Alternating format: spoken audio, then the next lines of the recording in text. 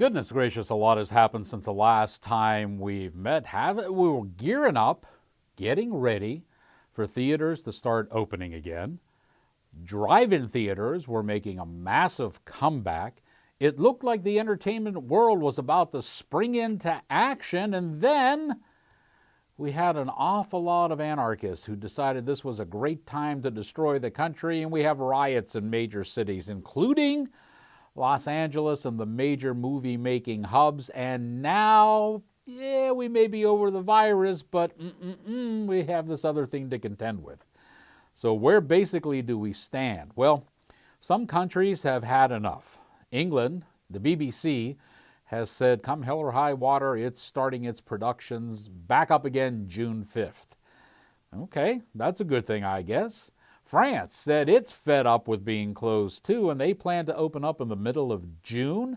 Their theaters will all open up, and the first thing they're going to do is restart the Cannes Film Festival. Now, originally it was canceled. It's back on the books.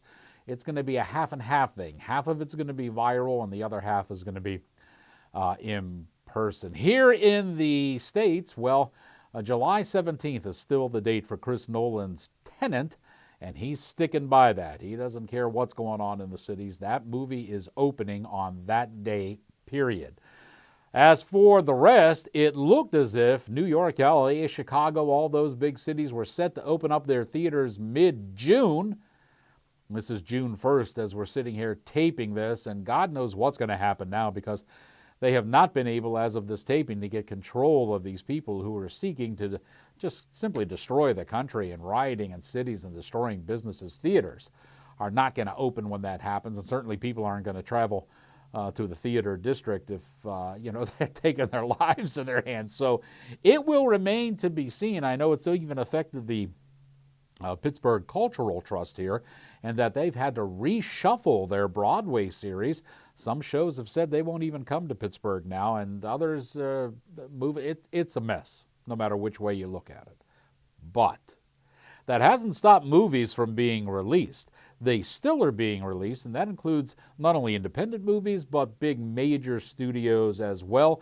And I've got a veritable plethora of them for you tonight, so that you know where to best spend your entertainment dollar, even if it's from the comfort and safety of your own home. Cinematic class is about to begin, and your professor is in.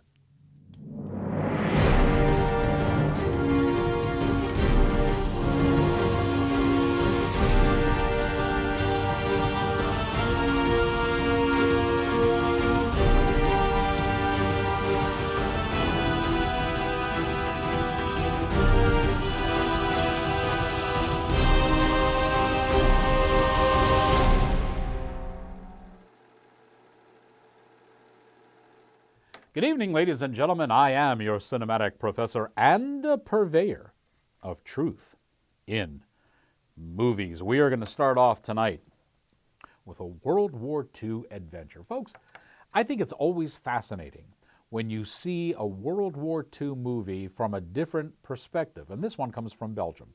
And the Europeans always have a different kind of viewpoint on what's going on as far as the war was concerned, and this is no different. Starts out as an awful lot of fun. It's about a group called the Bad Eggs, and these guys are pretty nasty. Looked like that was going to be a fairly decent movie, but you'll never guess what happens. They take these guys, remove them from the war, and put them on a U-boat. And once that happens, the movie loses an awful lot of its pizzazz. The title of the movie is called Torpedo U-235. Here's a look.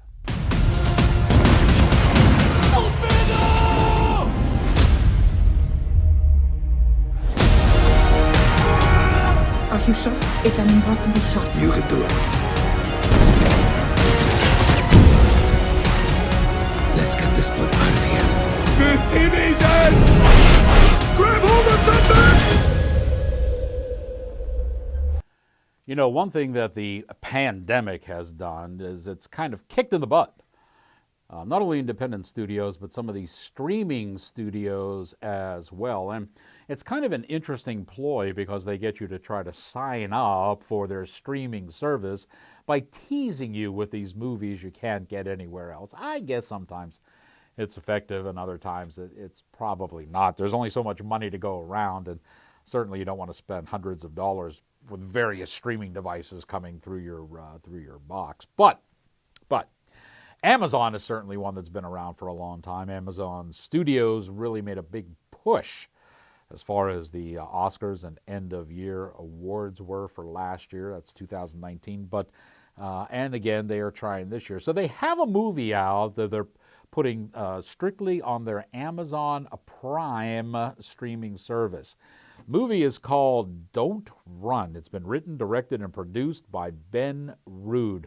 Guys, this is a movie for little kids, okay? Especially for, maybe teenagers, people who are still in high school or just getting ready to enter high school. People that still have a little mush up here and can be easily pliable, because this movie puts out the celebration of the single mom as the typical family unit. We can't talk about those anymore. We have to have just single moms, And it's a very youth-oriented theme in that, the youth are going to save the world, okay? Yeah, we adults have gotten it all wrong, and they're going to come around and they're going to save everything, including things that go bump in the night and stopping all the supernatural. Yeah, it's a lot of hooey. Kids will love it. If you're drinking coffee in the morning, it'll probably be way too much immature for you. The movie is called Don't Run. Hey, Pete. You want to go across the street with me? I thought it might be kind of fun to meet the neighbors. You just move in? We've got this neighborhood ritual here. Just a ritual. Stop it! Stop it. God, listen to him. Stop it! Hello, Peter. Whatever you do, wherever you go, don't run from your demons, for always they'll know. While we're talking about these streaming services and how they try to lure you in with one or two shows, there's one that kind of went in reverse. Apparently, I guess it's DC Universe. It's a streaming thing or something, and they had on Swamp Thing on that show. Is Swamp Thing DC, or is that Marvel? Yeah, it's DC. Okay, so I got this right. So what happened was, I guess the show came on the DCU streaming, and everybody liked it so much that it's now moving. Okay, it's getting off of the streaming only, and it's going over to the CW network, and that's considered a promotion, a big move for Swamp Thing, because now it's on regular TV and you don't have to subscribe to see it, and you can see it on the CW network. I believe another superhero, Stargirl, I think is her name. She's going to make that jump too. So if the shows get good enough and they're I guess respectable enough, they'll make the jump, and you won't have to shell out that. When I saw this movie, I thought this is probably what we need. Cities are burning and people are afraid to go out, or everybody's wearing masks and looking like hoodlums. How about a nice documentary about comedians? We get to see some of their nightclub acts and their concert routines and get a few laughs. Wow, this one really did not live up to its standing. The name of the movie is called Funny Pains. And if you remember Steely Dan's song about show business kids, that's exactly what this movie turns out to be. This is a group of comedians who have not hit the big time. And from the looks of this documentary, they will not hit the big time, but they are using this documentary as a resume or a promotional vehicle to try to hit the big time. You remember Kathy Griffin did something like this when she, the D-list thing, and then, that worked for her for a while, and then when she went into obscurity again, she did the photo with cutting the head off of Trump, and then that made her famous for another 15 minutes, and now nobody pays attention to her again. Well, these folks look like they're trying to do the same. The real shame of this is there are two comedians that they interview in between club segments, and these guys are funny, but they never show them in the nightclub. These guys might have a chance maybe of hitting it up. It centers around this group of female comedians. I'm sorry, I did not laugh at all during this movie. The movie turns out to be more painful than funny. You just don't know that you can do it. I Yeah. remember Googling like stand-up comedian and then girl, because people were like telling me you should be a comic, and I was like, I don't know even how to do that. And I remember seeing Sarah Silverman, and that was the moment that I was like, okay, not only can we do this, Yeah. you can be the best as a woman. Yeah, comedy, not always, but a lot of times comedy takes a big idea and breaks it down into something meaningless, a joke, and makes it insignificant.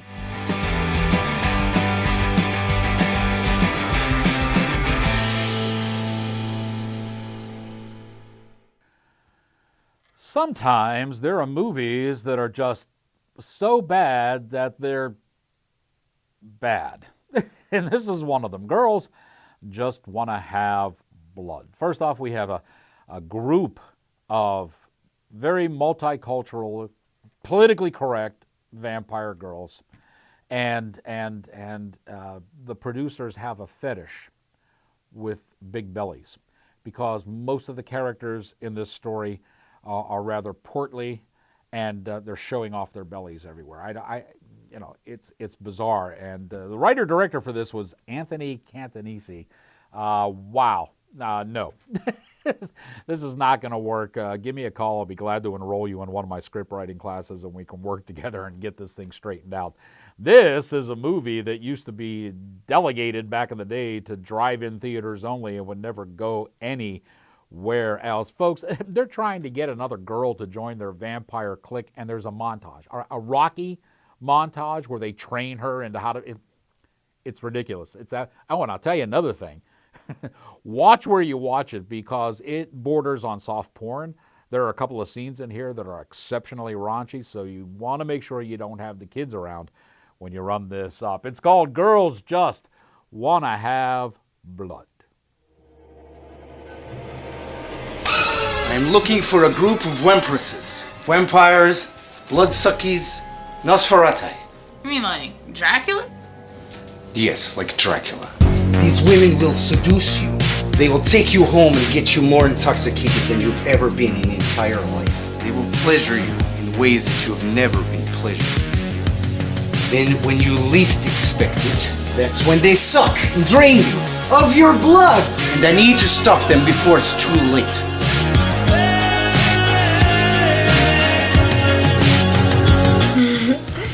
Do you think you can handle us? All three of us? No better way to follow up a movie like that, which is absolutely dreadful, than a movie that's actually not too bad. This is based on real events that happened back in 1991. It ranks still as the biggest hostage situation that happened in America. Over 40 people were taken hostage, and this was a rescue operation. Mario Van Peebles stars in this movie. It's called A Clear Shot.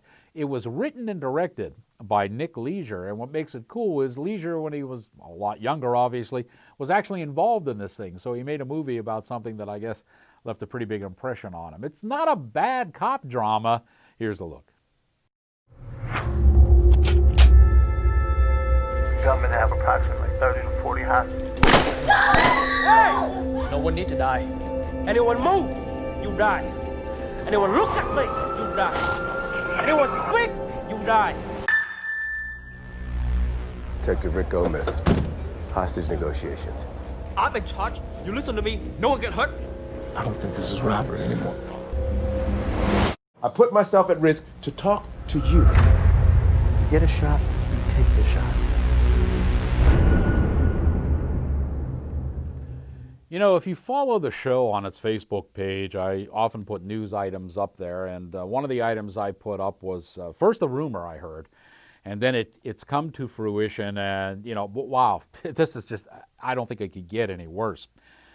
They decided, this is CBS, decided that they were going to bring back the Kung Fu TV series. You'll recall that this was a series that pretty much made David Carradine a household name, and it was a story or a concept that was originally penned by Bruce Lee. And he was talking about a Shaolin monk who was on the lam, if you will, for crimes he committed in China, and he was hiding out in the Old West. And it was about him having these martial arts and Shaolin skills and being in the confines of the Wild West. When they decided to reboot it, I stated that I feared they would make it politically correct. Folks, they have. Okay, so first, what they've done is they've taken the character of Kwai Chang Caine and they made it a woman. All right? You kind of expected that. Okay. But now, instead of a woman, who, by the way, at the time, they weren't allowed in the Shaolin Temple, so she can't roam, the Wild West. So they've made it modern. And what she's done is she's dropped out of college, and she returns back to her hometown, only to find out that all these thugs and despicables, and I maybe Antifa, I don't know who, has taken over her hometown and committing crime everywhere, and she decides she's going to stand up to them and use her martial arts training, which I guess she got in college, because there's no mention at all about a Shaolin temple. And she decides to say, this is so far removed from the original series that, wow, maybe if they have a big party for the critics and, they ply us with enough food and drink and interview for the stars, I'll give it a look. But wow, this one just has me cringing as we go along. Speaking of cringing, why would anyone ever test loyalty? I don't even know where this comes from, but there's an old legend story, if you will, that a guy meets a girl, he really likes her, he's thinking on marrying her, but he's not exactly sure if she's totally loyal. So he sets up this scenario with his best friend to see if the friend can seduce the girl, and if so, then he'll dump her, and if not, then he knows she's the one. This is Neanderthal thinking. I don't even know where this comes from. Probably the best movie that did anything close to this was Indecent Proposal. I think that was with Michael Douglas. And so you had that going, but this is nowhere near this. This is just a run-of-the-mill story about a guy who wants to test out his girlfriend's loyalty. You know where this is going, and you know how it's going to end. There's nothing new here. The name of the movie is called The Departure. Did Nate mention anything about this to you? Yeah, well, I mean, he said that he's gonna avoid her so that he doesn't create any unnecessary issues between you and him. Alright, so then I guess the reason he didn't tell me is just because he forgot, right? Because it's not a big deal to move to the same city as your ex. Why would that be relevant information to tell me? Yeah, no, you do have a point. It kind of is. And I'm sure that he just didn't want you to worry while he was away. Worry? Is there something I should worry about? I mean, if he's so secure in his intention, I mean, why is he so... Like, why hasn't he mentioned it to... I can't believe he didn't mention it to me. You think he will? I don't know. So if you are looking for a movie with rather high drama, why not pick one that takes place in Ireland so that you can see all of the lovely vistas, especially up in the northern lake region of Ireland. The name of the movie is called End of Sentence, and there's actually two sentences here that are ending. One is the mother's fight, if you will, against cancer. She can't win this one. And the other one is her son ending his prison sentence. He's been convicted of Grand Theft Auto. Not the video game, actual Grand Theft Auto. Okay, so what we have is a father and a son who are, they just don't like each other. They're oil and water next to each other. But before mom dies, she gives them one mission to complete together, to travel to Northern Ireland in this lake region and scatter her ashes over this lake. Kind of an interesting tale because along the way, dad and son are going to find out a whole lot about each other, and they're going to find out a whole lot about their mom as well. The name of the movie is called End of Sentence. Who's that? It's nobody. What are you doing here, Frank? Coming to get you. No, thank you. It's for Mom. We have to do something for her. What does she want? She made me promise that you and I together would take a trip and spread her ashes over a lake. If we do this, you'll never have to see me again.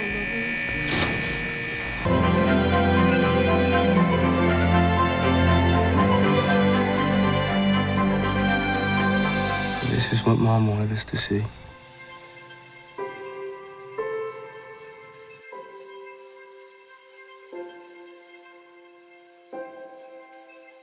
Say, as we are in the studio taping this, it is June 1st of June, and supposedly in our home state of Pennsylvania, we're supposed to open or go into what our overlord Tom Wolfe describes as the green phase Friday, June the 5th. And I certainly hope that happens, because when June 5th hits, barbershops are allowed to reopen. And I got to tell you, I got to do something with this mop.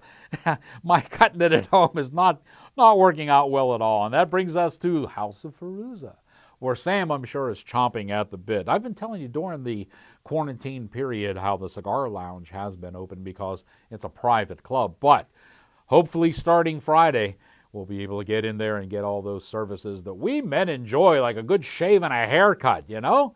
You didn't realize how much you would miss that stuff until it was taken away from you. So you want to give Sam a call at House of Fairuza, right down there on the corner of, what is that, South Park Road and Drake, I think, comes up this way. And I'll tell you what, they are the people responsible for making me look good, and hopefully that'll happen soon again, because I know the last couple of months have been kind of rough on the viewing audience there. Speaking of rough, yeah, movies that are considered actors' vehicles, they're tough to watch, all right? Basically, what they're intended to do is let the actor display total thespian skills. Are the movies entertaining? Generally not, and then, unfortunately this one is. It's called Tommaso, and the star in this is Willem Dafoe. No surprise that he's in this, because the writer-director of the movie is Abel Ferrara, and these two have worked together before with some great success. But there's an old, putting on my professor cap here, there's an old adage in screenwriting that you need to grab your audience attention within the first 10 minutes of your script. 10 minutes equals 10 pages, okay? If you haven't grabbed your audience's attention in the first 10 minutes, you've lost them, okay? When I was watching this movie, 10 minutes went, nothing. There was no reason why I was sitting there saying, why should I continue watching this? And after 30 minutes of watching this movie, I was bored out of my mind. Now, I did make it to the end, and there are some interesting things that happen that are just a technical aspect. You can read about those on the old blog for the show. But let me tell you now that this one is difficult to get through and will suffice only for ultra fans of Willem Dafoe.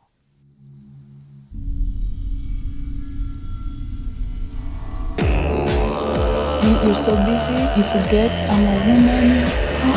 Stai zitto! Stai spaventando mia figlia! You think that you know the truth. Why is someone like you upsetting the people? Why?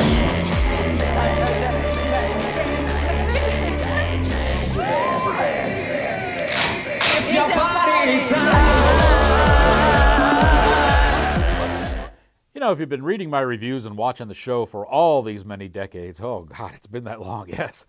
You know that I'm not a fan of depressing movies, and a movie that talks about euthanasia is certainly going to be depressing. So here we have a story about a man who has inoperable brain tumor. He's going to die, and he goes off to one of these euthanasia places to end his own life and save his family all the pain and agony and what have you.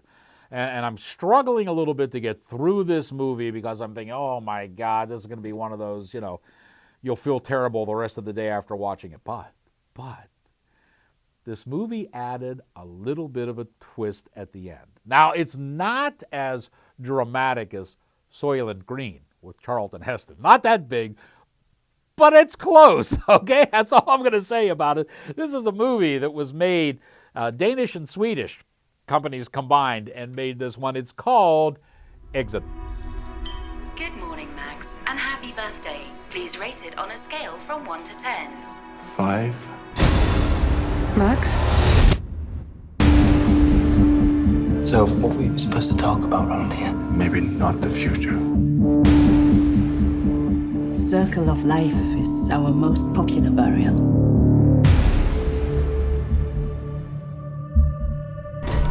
You're not allowed to be here.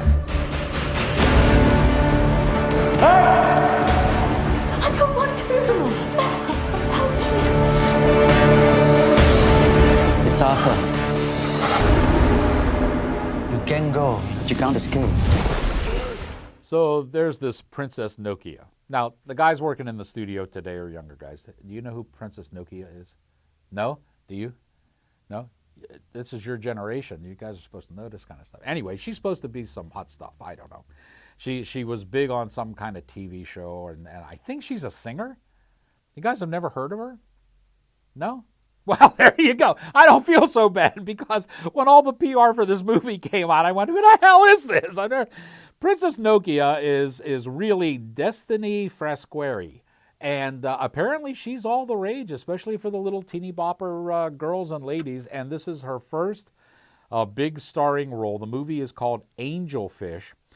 It's actually a mix match of West Side Story and Romeo and Juliet, which I guess were kind of the same story anyway, and they're all kind of thrown together. This is a movie that promotes really bad cultural and social changes that I detail ad nauseum on the blog spot. You want to go and check that out. But the whole concept here of the new idea of family, new concepts on immigration, and of course, you should chase your dream and forget all about the responsibilities you might have toward your family or family members, because by God, that's what you're supposed to do when you're young and just care about yourself. Anyway, Princess Nokia is in this movie. It's not good. It's I made it to the end, but it was like, geez, have something else to do while you're watching it. The little girls will love it. So if they're about, from maybe 12 to 17, yeah, perfect for them. And apparently they all know this Princess Nokia, and she can lead them on to the, culturally adept political correctness scene that they all are hoping to do. The name of the movie is called Angelfish. Take care of Mom, me. it's nothing like that. Yes, it is, because you never listen. And neither does your brother. Cops said you were dealing. Is that true? T was dealing. Cops show up and everyone ran and they got me. Hey, T, you need to see me again. You know where I live? I do know where you live. Eva, you have a visitor. ¿Qué es lo que a ti te pasa? Tú sabes todo el sacrificio que yo he hecho para que nosotros estemos aquí. Y a ti, evidentemente, no te importa. I gotta take care of my family. Listen, I get that, but it doesn't mean you can't do what you want. Is this really what you want?